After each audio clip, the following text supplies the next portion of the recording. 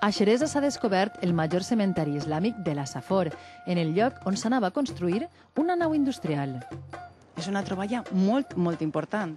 Sí, perquè la primera vegada que es troba a la comarca un cementeri, una necròpolis d'esta magnitud, en el sentit de que la necròpolis estava planificada abans de soterrar els cossos. Hi ha 150 esquelets.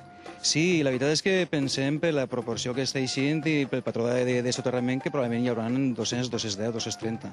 Van morir de manera natural i tenen entre 700 i 850 anys. Josep, com sabeu els arqueòlegs que aquestes persones eren de l'època musulmana? Mira, doncs molt senzill, perquè tenen una forma de soterrar, i aquesta forma de soterrar és de cubi lateral dret amb el cap mirant cap a la Meca. Per això estan acostats tot a la dreta, no? Exactament, bàsicament per això.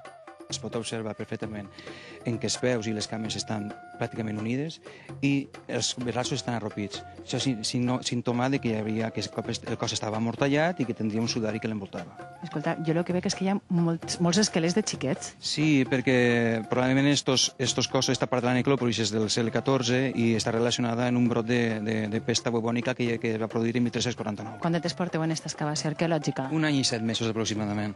I escolteu, què aneu a fer amb totes aquestes restes humanes que heu trobat? Pues, després de treure els cossos, portar-los al museu juntament amb el material ceràmic aparegut.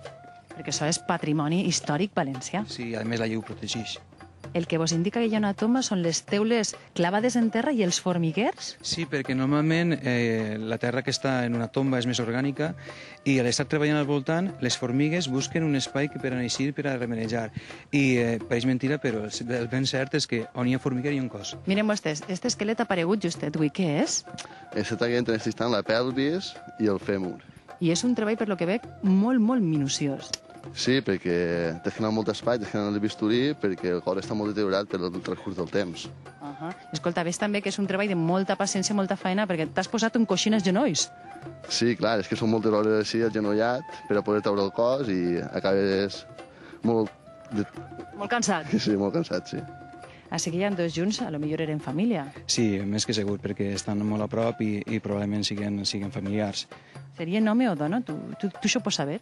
Estic fent un anàlisi posterior, però en principi sembla que per exemple sí és un home, per la mida de la pelvis i per la inclinació del crani. Esta grandíssima necròpolis forma part d'una alqueria del segle X, on es fabricava ceràmica.